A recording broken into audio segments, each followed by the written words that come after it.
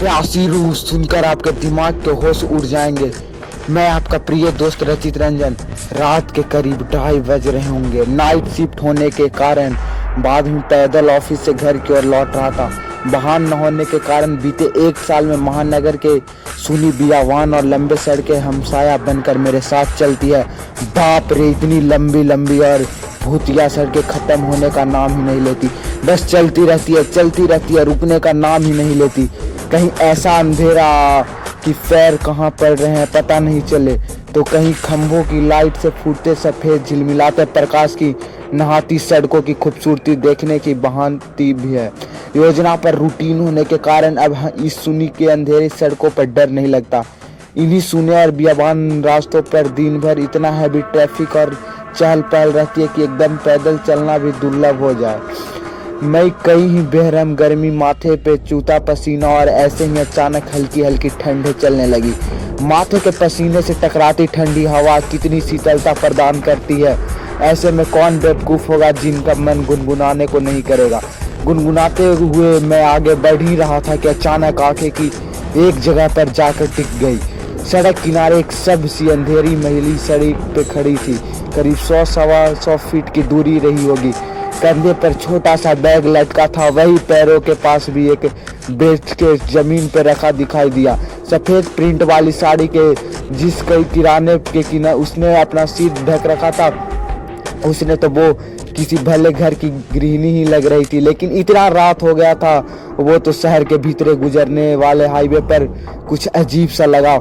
हो सकता मायके या ससुराल वालों ने बस बिठा दिया होगा। इसी कारण बस लेट होने से महिला देर रात यहाँ उतरना पड़ा होगा। शायद उसका घर यहीं कहीं आसपास ही होगा, या फिर शायद सवारी ऑटो या रिक्शे का इंतजार कर रही हो। लेकिन इतनी रात गए रिक्शे कहाँ मिलेगा। शायद घर का कोई परिजन गाड़ी लेकर आ रहा होगा। शायद सोचते हुए मैं उसके पूछने करीब गया। नजरों से नजरें टकराई मगर वो जरा भी नहीं झेपी। मेरी आंखों में बराबर देखती रही। भय का नामो निशान तक नहीं, वरना इतनी अंधेरी और सुनी रात को एक अकेली महिला कम से कम मुझ जैसे मवाली सरीखे इंसान को देखकर तो डर जाती। लेकिन वो तो लगातार घूरती रही। चेहरे पर न कोई हाव न कोई भाव, हाँ होठों पर मुस्कान बराबर जमी रही। मैं ही झेप गया, मुझे ही नजरें हटाना ही पड़ी, कहीं ऐसी वैसी तो नहीं। फिर एकदम से सिर झटका दिया। हो गई कहीं मुझे क्या लाई ना देना। मैं तेजी से कदम बढ़ाता हुआ अनजान महिला को क्रश कर गया। अनजाने डर और शर्म के मारे मैं फिर पलट कर नहीं देखा। न जाने वो क्या सोच बैठे। चलते चलते मैं दूसरे सड़क पर आ पहुंचा। अब तो सड़क पर महिला पूरी तरह से ओलझोल हो चुकी थी। कहीं कोई भूत तो नहीं थी। थोड़ी देर पहले भला लगने वाला रास्ता भयभीत लगने लगा था।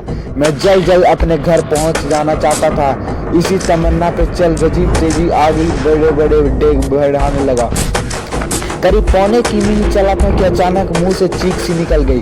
वो महिला करीब 100 गज दूरी उसके सामने सड़क किनारे ठीक ढंग से खड़ी दिखाई दी। कंधे पर बैग और जमीन पर ब्रेसलेट। यह कब यहाँ आ गई? यह रास्ता कोई नहीं, न कोई गाड़ी निकली और न ही कोई पैदल दौड़ते हुए मुझसे आगे निकल गई। मेरा पूरा शरीर मारे डर के पसीने तरफ बेहतर होने लगा कि आज रात आखिर रात को भूतिया औरत को कुछ देर मुझे चबा कर खा जाएगी। मैं बेहोश भागा, इतनी तेज कि पता ही नहीं चला कि वो औरत कब पीछे रह गई। भागता रहा और सीधे घर पर जाकर ही रुका। सांस धोखनी सी चल रही थी। घर के बाहर कुछ पल खड़ा होकर अपनी सांस को कंट्रोल किया। आगे दिन शाम करीब 5 बजे ऑफिस पहुंच गया। एक बुजुर्ग कर्मचारी को रात सारी घटना सुना डाला। हंसते हुए बोले, नूर चाचा, अरे कहीं बूचड़ खाने के पास की बात तो नहीं कर रहा?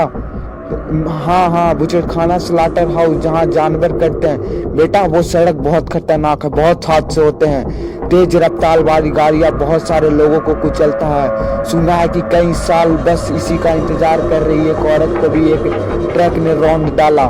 तुझे ही नहीं बहुत सारे लोगों को दिख चुके हैं। लेकिन बेटा भली औरत की रूह लगती है, कभी किसी को नुकसान नहीं पहुंचाती। मैं हैरान था और परेशान था। अब कैसे निकलूंगा उस रास्ते से रात में पैदल? और एक आत्मा औरत की रूह के आमना सामना हुआ। मेरी भली औरत। इसी तरह का वीडियो देखने के लिए चैनल को सब्सक्राइब कीजिए।